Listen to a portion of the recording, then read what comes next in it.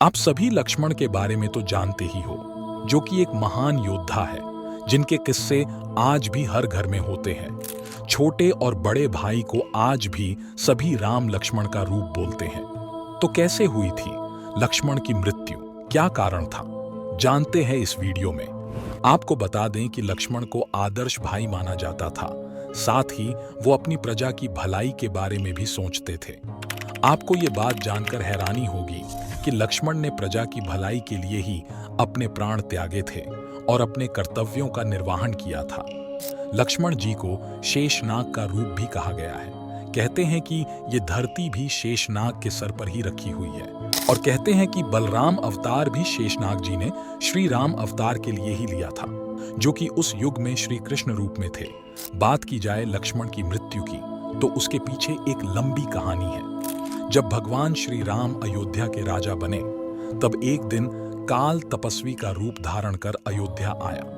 आपको बता दें कि काल ने श्री राम से एकांत में बात करने की इच्छा जताई और कहा कि कोई हम दोनों को देख या सुनेगा तो उसको आपको मृत्यु दंड देना होगा, या हमारी बातचीत के वक्त कोई भी अंदर आया तो उसको मृत्यु दंड देना पड़ेगा आपको। भगवान राम ने काल को वादा किया कि कोई भी अंदर नहीं आएगा।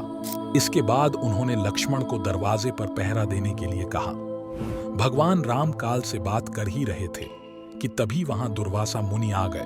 वो श्री राम से मिलना चाहते थे, लेकिन लक्ष्मण ने उन्हें कहा कि आपको जो भी काम है आप मुझसे कह दें, मैं वो काम पूरा करने का प्रयास करूंगा।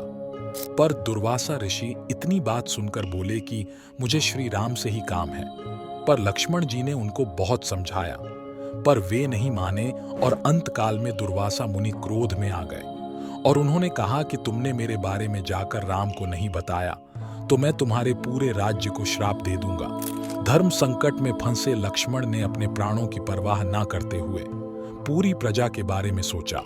पर लक्ष्मण को श्री राम से किया वादा भी नहीं तोड़ना था, परंतु एक भाई का फर्ज यही होता है कि वो अपने आराध्य और भाई की सुने, उनको कोई भी परेशानी आने से पहले ही उसे खत्म कर दे। अब वो एक आदर्श भाई थे, तो उन्होंने प्रजा का हित सोचा और अंदर जाने का फैसला किया और श्री राम के कक्ष में चले गए। इसके बाद श्री राम ने मुनि दुर्वासा का आदर सत्कार किया और बाद में उन्होंने काल से बातचीत पूरी की। बाद में श्री राम जी को अपना वचन याद आया, तब वो दुविधा में पड़ गए। ऐसे में भगवान राम ने अपने गुरु वशिष्ठ का स्मरण किया और कोई रास्ता दिखाने को कहा।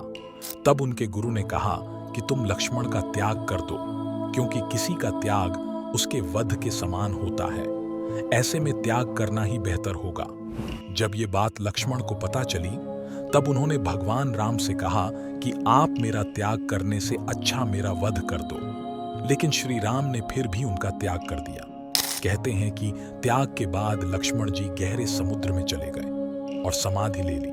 परंतु सब कुछ तो काल के वादे के मुताबिक ही हुआ। काल को दिया वचन पूरा हुआ।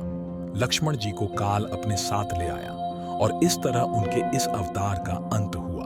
पर कहते हैं कि लक्ष्मण जी के जैसा भाई आज तक नहीं हुआ, क्योंकि हर युग एक नया परिवर्तन तो लाता ही है, पर हर किसी को एक सीख भी मिलती है।